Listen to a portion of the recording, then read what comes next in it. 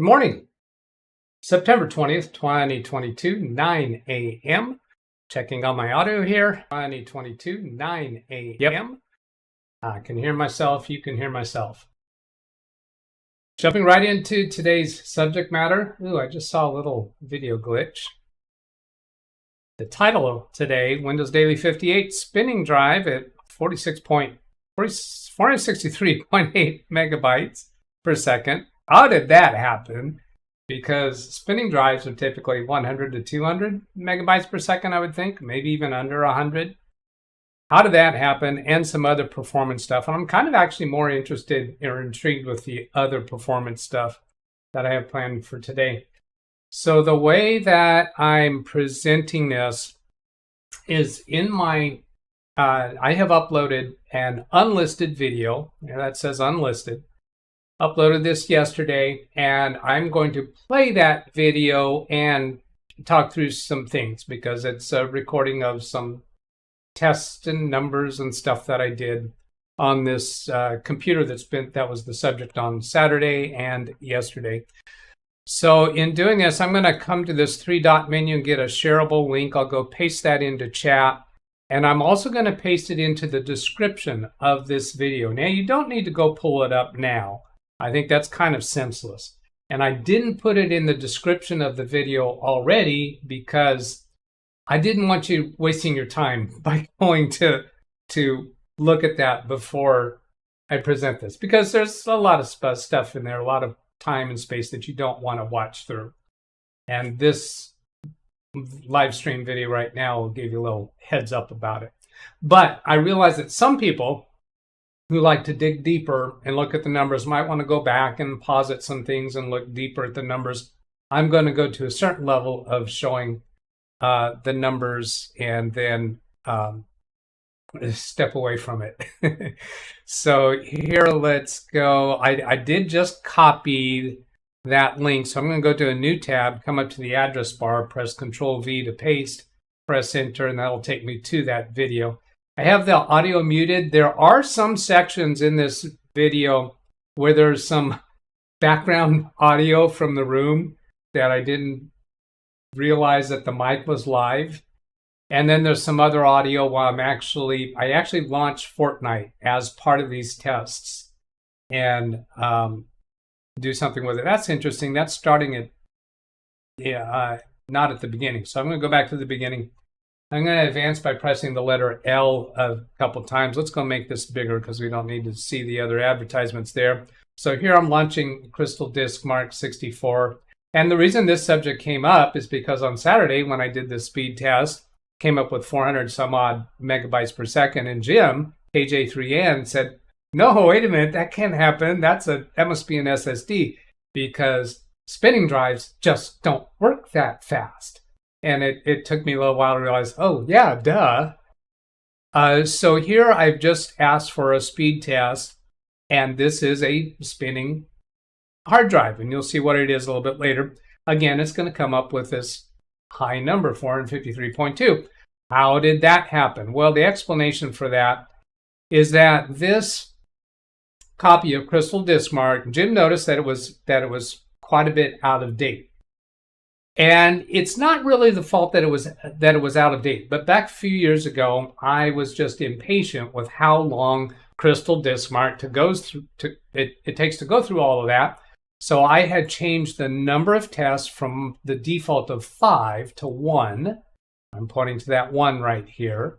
That drop-down box, I can't click on that right now, right? Because I'm looking at a video. That drop-down box on default will be at 5. And then I also changed it to 50 megabytes per test, per chunk of data. When it's normally, I think it is 10 megabytes or 1 gigabyte. We'll see that in a little bit. So it is not doing the test correctly. Now, as I was contemplating doing this video, I thought, what are the takeaways? Why is this worth showing to the audience? And the big thing to me, I am very, very suspicious anytime I hear research statistics or this study or that study or some vendor of a product, manufacturer of a product claiming certain things. I know because I've been through this quite a number of times the way you do the tests, the way you do the structures, the way you structure the survey, the questionnaire, the interview questions, you can tailor it to get the results that you want. So here I've got a method to show 453 megabytes per second on a spinning hard drive. That's a truthful number for one pass at 50 megabytes. So then I'm pressing play again, and I'm going to, I slide that off to the right, and then I'm going to open another one. I'm going to speed up the video a little bit by holding down the shift key and press the period key a couple times. So I'm going back in here to Crystal Disk Info to show you what's in here. Now, I don't have a script for this. I don't remember the way it's going, but this is just to show you that it is a 7,200 RPM rotating hard disk. It's a 600 SATA for the drive and 600 SATA for the motherboard drive controller, whatever that is. So here I'm launching Crystal Disk Mark again, and I'm going to change the number of tests and the size of the test. 1 gigabyte is what it normally does. And I just clicked on that first button to run the test. It's going to run that test for that first section. So we're going to see, what does this come up with when I ask for the default number of passes and the default size of the test. And here we're getting a more believable number for a spinning hard drive, 150. But I'm still using the old version of Crystal Disk Mark. So what's going to happen when we try it with the new version? Let's speed this up to double speed and get through this. So there's the numbers. You can compare them. Now notice the write speeds are kind of comparable. The read speeds are much less when we have these default settings. And then I'm clicking on all for the 1 megabyte test, or the single pass test and the 50 megabyte test. So it's going to run through all of those numbers. I'm going to press the right arrow key to advance at 5 seconds each time I press the right arrow key. I'm allowed to say 5 seconds. If I say the number that's twice that, then I'm gonna get some harassment from another YouTube content creator. So here I'm running the same test on the 5 passes and 1 gigabyte. I'm going to use the L on the keyboard to advance at a greater number of seconds each time I press the key. It's a number between 9 and 11. It advances that much each time. You can see it on the right-hand side of the screen. It pops up. I'm not going to pronounce that number again because there's a YouTuber around here that harasses me when I use that phrase. If you don't know what I'm talking about there with those references, it's an inside joke. The people who follow Ken Stout live channel would know what that is. So here it's almost finished on the left-hand side. It's not finished yet. Oh, I'm going to launch something else. Yeah, I just clicked on Microsoft Edge and I paused the video to look at these numbers. These are substantially different on this second row and the third row. Very different. I mean, 4.1, 0.4, you might not be as impressed with that as 153 compared to 463. But that is like 8 times as much, or no, more than that. But, 10 times as much. Yeah. Almost 10 times as much there. This number, if you multiply that by 10, you would get 1100. So this number is not 11 times the difference. Okay, let's see what I'm doing next. I think what I'm doing next is downloading the current version of Crystal Disk Mark to see what I get. I'm going to turn over here to the other computer while that's launching and see if I can go grab the chat room so I can see if you're trying to tell me something drastically wrong. I see a bunch of comments in there, but it looks like there's nothing troublesome. Oh, let's see. I turned away here. So let's go point out here what's going on here. This is the computer that was having very high disk utilization. So I want to show here that right now the disk utilization is not very high, 4%, 3%, 0%. So the disk during these tests was was operating okay. And I'm doing a search here in Bing to get to the Crystal Disk Mart and Crystal Disk Info. And I think I went a little bit wrong here. So here I'm clicking on this download. Over here, that's an advertisement, so I don't want to use that download button down here. I looked around a little bit to be sure that that was the right one. And now this one, I was looking here for a moment, almost clicked on this, but this is an advertisement, so I don't want to do that one. And I saw this download now. Is that right? No, that's the advertisement. I might move mouse up here and show the advertisement. Then I get to this screen, and this download button like I'm looking at right here. No, again, that's an advertisement. Got to be careful on these sites. And I did actually click on it. I got suckered into it, even though I knew better. And I realized it, and I went back, and I'm going back to the website.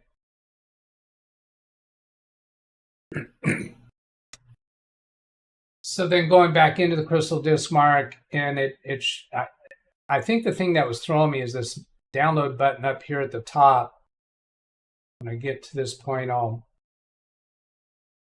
come on, Doug. Not there. Oh, I tried clicking on that. So here, this download button. Now that takes me to this screen. And then what I want is that standard edition zip on the left side.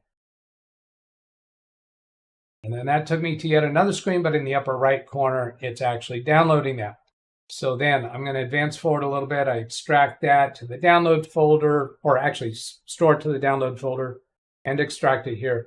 Now launching DiskMart 64, answer yes to the user account control. So now this shows us the default. I'm minimizing everything else. Shows us the default of 5 gigabytes test size and 5 rounds, 5 tests. So I'm going to press the L on the keyboard to advance this forward. So here I was interested in how different is it when I'm using the current version. Does it come out different than testing with the old version? That seems pretty significant difference to me. Maybe, maybe not, because if you do multiple tests on the same computer, one after the other, or wait a few hours, you'll get different numbers. I'm not really sure about these differences on the first row, but look at that second row. 0.9 compared to 173. Whoa, wait a minute. Now this older version of Crystal Disk Mart, this is an old computer. This computer's what? I don't know, 5, 8 years old. I think it was bought like 5 years ago as a refurbish. So this computer's pretty old. That Crystal Disk Mart should have been accurate. What's going on here? Well, I think I'm going to be showing you a convincing explanation of what's going on here. Here, when the video is paused, let's point out on this panel here in the old version, the test is a sequential test, Q32 T1, but over here it's Q8 T1. Now somehow I had in my mind, the Q I believe is, now I'm not really sure. Q, it's not cores, is it? Because that's 32 and that's 8. And then here is 4 kilobytes, and down here sequential 1 megabyte.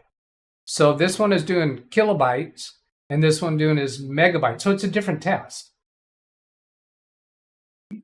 How different? And then here is Q8 T8. So I know T is threads, and the 8 I believe is for cores, I think. But down here Q1 T1. Now I'm kind of questioning what the conclusion that I came out of this with yesterday. But this newer version, not only is a newer version, probably can handle newer drives that were created after this version, but it's also changed the tests that are being used. They probably have a legitimate reason, and they can substantiate the reason for doing it, but it is different test. So that goes back to surveys and studies and all that. And many times I've seen studies that came out in the news, and I said, that just doesn't seem right. So I go do the research and see, how did they do that test? How did they conduct it? What were the what were the survey questions? How did they choose the participants? And I found explanations for why, no, I don't buy it. I don't buy the way that survey was done or that study was done. Well, here's a similar thing. You can have a person tell you their crystal disk mark is given these numbers, but if they're using a different version of crystal disk mark, well, here we go. We got something different happening. So moving forward to see what I get to next. So this cores and threads is what, oh, here it is, queues and threads. Okay, so it is queue. Oh, you know what? I bet queues. When we go a little bit later in this video to look at the actual utilization of the cores and the threads, each core is showing a certain amount of activity going on, and the queue that in each core could likely have multiple queues going on from different programs, different questions or tasks that are being sent to the core, to the CPU core, to process, to work on. Perhaps that's what it is. Queues equal 1, threads equal 1. Well, I can't click on that because this is a video that I'm looking at. For those of you who are going to go dig into it deeper, you can go click on those. And when you click on each one of these buttons, it tells you what it is. And it looks like I actually just paused the video there. I'm going to advance a little bit by a certain number of seconds per key press. And here we're seeing the hard disk. Now, oftentimes when I first bring up Task Manager, the hard disk looks very busy. Oh, I have a test running right now. That's why it's busy. See, we're at the hard disk at 99%. So I want to watch this graph while the test is running. And here you can see where I actually started the test and actually looking at this activity. Now, if we were to go into Resource Monitor, which I don't do in this video, go into Resource Monitor, you can actually see the file names that are being used for these tests. That's an interesting idea. Wish I would have thought of that yesterday. So down here, we're seeing read speeds and write speeds through Task Manager as the test is running. And we're seeing the graph up here. And the graph is keyed by this dotted line next to where it says write speed. And this dashed line where it says read speed. And that corresponds to the lines on this graph. Now, the graph occasionally changes its scaling. So that's why those lines jumped up. Even the left side of the graph jumped up because it changed the scale. Now, let's go forward because there's a whole nother section that I'm actually more interested in. We're almost halfway through this video that I recorded yesterday. Oh, I've got displayed up here at the top the release numbers, the version numbers of all those. I'm going to go back to that again. So video is paused. So 6.02 by 64. These two were launched from the same folder. They were just configured differently. And this more current one is version 8.0.4. So continuing. And then I'm going to get a current version of Crystal Disk Info. I'm going to jump forward through that.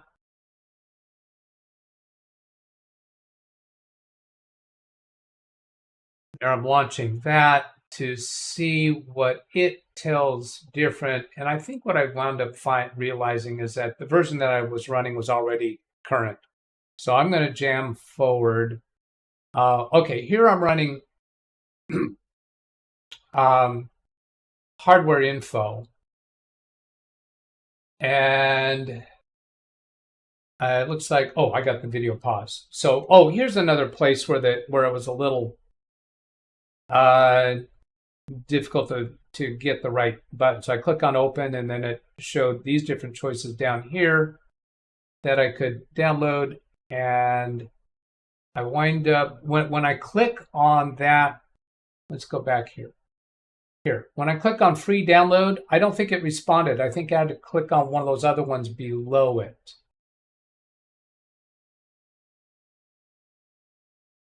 Yeah, I'm waiting here to see it download, and it doesn't download. And I think what I do is I'll wind up clicking that next item below on, oh no, local US is what I wind up clicking on. Come on, Doug, get around to it, will you? Come on. You can do it. Now that's an advertisement there. I was looking at that one. I was a little puzzled why it wasn't responding. So then I go do that local US and it downloads. And then go open that and unzip it, extract all. And I'm just doing this inside the downloads folder. I've shown you before where I typically move these files to the SW setup folder. And I think I'm stepping away from that. And I just want to go download it anytime I need it. Instead of grabbing it from my tools USB drive or one of my other computers, just go download it so I got the current version. So I want to back up a little bit here and show launching that. So here I'm well, I already launched it. No, I closed that one. Oh, that was the old one, I guess. So here, I'm going to click on the check mark for sensors only because all I care about is the sensors. If you don't do that, then you're going to get this whole other static interface that shows information about the hardware on your computer. But I'm only interested in sensors. So I click on that checkbox for sensors only and open up the sensors. And then it's telling me, oh, it's got a new update. Let it run here. Do I click on the download? Okay, so what I'm doing here is I'm scrolling down to find the CPU cores and threads. I wanted to go monitor the cores and threads a little more closely. And I was hunt and peck around a little bit to find it. I think it's right in that panel, the top two items that say core clocks and core vids. And I got a little sidetracked down here in that bottom part. I'm going to pause the video right here and point out that in this section, on-demand clock modulation, we have core 0, thread 0, core 0, thread 1, core 1, thread 0, core 1, thread 0, and showing some percentages of utilization there. On-demand clock modulation. Well, I haven't researched that, but I think modulation is going to be how much it's adjusting the clocks on those threads, because these different cores and threads can actually have different performance. And I'm not going to claim to be highly researched on this subject, but I find this subject interesting. And as you move the mouse around over these items, you get these little pop-ups that give you information about it. Now I'm going to fast forward a little bit. I'm using the right arrow key to jump forward. Oh, here I'm showing the system information. So that computer is a Core i3 4130 CPU at 3.4 gigahertz. Ken Stout, just so you know, I think I'm going to be a little bit overtime today because we haven't even got into, how far along are we? We're a little bit past halfway. And the part that I'm really interested in, we're just getting to now. So I'm advancing the video forward to get to the next section okay, here. Now, this is Big Beast Build, hardware information, and I'm showing the core clocks. I think core clocks and I think core vids are, well, that's voltages. That's just going to show the voltages of the different cores.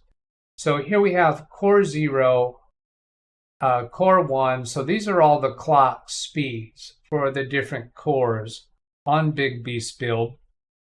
And I'm going to put it under a little bit of a load here in a little bit.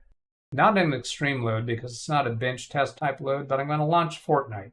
And here's effective clock. So core 0, thread 0, core 0, thread 1, core 1, thread 0. And it's showing the different utilization, percent utilization of each of those cores and threads. And I find this interesting because like this one right here at 59.3, what is that thread doing? It's a bit busier than the others. And what about all these other threads that are just kind of sitting around lounging on a lounge chair? Chase Lounge Store with a soda under the sun at 2.7%. Hey, you're sloughing off here. Why aren't you guys more busy? Well, it's because I'm not putting enough of a demand on my computer. The things that are making demands on my computer right now, they have to be in their own threads. So portions of programs that you're using There's portions of a program that need a dedicated thread. They can't be spread across multiple threads. Any particular program may have several different functions going on at any one time that could be spread up into different threads. But some things have to be contained within a single thread. So like here, this one, if we were to be able to look at what is that thread doing right now, I suspect, and there may be, I'd like to know if there's a way to actually see what's going on in that thread. Some of the people in our community might be able to give me a message or something to tell me how to do that. I haven't gone poking around looking, but I'm suspecting that that thread is all working on one single task that has to be in a single thread. And any other tasks that are being requested by a program are probably going to be sent off to one of these other threads that are just not busy right now, just in leisure mode. So then I'm going to advance. I'm playing the video again. I'm going to start advancing forward to see what else do I show. Oh, there again, as you move the mouse across those, it gives you a little pop-up, a tooltip pop-up about what that is. Are we still at a high speed? Yeah, we're at a high speed. I can slow the speed way down to quarter speed and then get to one of those tooltips. We'll go back to one of those tooltips. I'm using left arrow key to go backwards by 5 seconds at a time. Pause, and then now I'm going quarter speed. So I'm going to be able to pause it real easily. One of those tooltips comes up. So core 6, thread number 1, usage. Current core thread utilization as reported by the operating system counters. Note that Task Manager in Windows 8 and later reports processor utility percent instead of time-based utilization. I would love it if it would tell me what is that thread actually working on right now. Now let's speed up again to normal speed and right arrow, right arrow, right arrow, advancing by X number seconds. Yeah, Jim, Leisure Suit Larry. I thought of that too when I used the word leisure. Yeah, those ones that are, there's one that's 0. This one right here was 0.0 right now. That's Larry. Some of you know what we're referring to when we say Leisure Suit Larry. The others, you weren't born at the right time. What can I say? Okay, so here I launch Fortnite, and I want to see what's going on while Fortnite is launched. So here's how the numbers look. Now, I haven't studied them. Some of you that are interested in digging into the figures, you might be interested in studying. Now, when you go watch, by the way, the Doug on the left, that's the Doug from yesterday. He's old news. Don't listen to him. He's not even going to talk to you right now. But when you go, if you go play this video that I put into the chat room, after we're done today, I'll put it into the description of the video. It will not have that Doug, the one that I just disappeared and now just brought him back. That Doug right there, it won't be on that video because that's on this live stream right now. So that means you'll be able to see these numbers that I'm currently blocking by the new and improved Doug. New and improved since yesterday. All right. And yeah, William, sad they missed the video games of the past. Those were cutting edge, right? So here in Fortnite, we're in the battle bus. I'm about to launch, but I go through and play this game and occasionally bring up the hardware info and show what they are. Now, I'm just kind of bouncing them once in a while during this live stream. For those of you who are interested in digging into that a little bit more, you can go click on the link that's currently in the chat room, and after this is over, I'll put it into the description of the video. You can go back to look at it. This was an accidental screenshot. I didn't need to get there, and I'm fast forwarding. So here again, and the whole point of this is I occasionally bring up that hardware info pretty frequently, really, to see what difference is this activity making. And then I also get down to the graphics. Here I'm scrolling down to the graphics processor to see what's going on with it during the game. So by looking at all this information, you can judge how well is this computer performing with everything that I'm asking of it right now. Now, at that point in time, I was running XSplit to do the recording, and I was running Fortnite, and I think I probably also had Google Chrome open in the background. Yeah, you can see it on the taskbar down there. Google Chrome does appear to be open.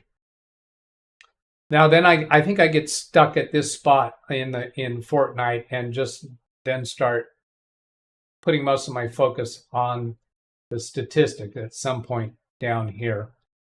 So now I'm advancing forward. I guess I wasn't at that place yet. So here I'm looking at the numbers, then I scroll around a little bit. And it can just help give you the idea, is my computer, what is a bottleneck on my computer now? Where is it suffering? Now, also on that hardware information, you can also see the temperatures of the different cores. That CPU chip can measure the different temperatures of the cores within that CPU chip. Wow. Interesting. And the cores that are working harder are expecting to have higher temperature. And also in that hardware information, I show the fan speeds, the CPU fan speed. And I don't recall that the liquid cooler fans are shown there. There's a little issue with the communication, failure to communicate between the fans and the motherboard, because the number of fans and the cooler, the number of controllers in there, they just aren't quite right. I don't know if they can be right. Anyway, haven't done more research into that. Jamming forward, so here we're back at the hardware information briefly. Now, because I'm advancing at X number of seconds per key press, that didn't stay up very long. What am I looking at here? GPU stuff. Yeah. So, Ken, I'm getting close to wrapping this up. Here you can see how far along I'm in the video when I turn off the current Doug.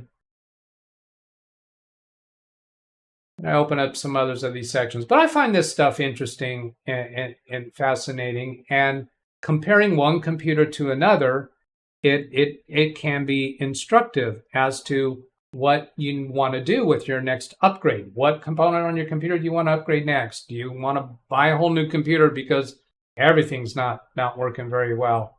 Or just understanding these concepts more clearly. And I am seriously interested in how can we see what is running in each of those threads. That's a Doug curiosity. Some of you aren't going to share that curiosity. All right, and Ken, you don't have to change your time. You just go live when it's time. Like it might be 11 seconds from now, or it might be 9 seconds from now. It's not going to be the number between those two. I hope that's been useful. Have a great day. Catch you later. Goodbye.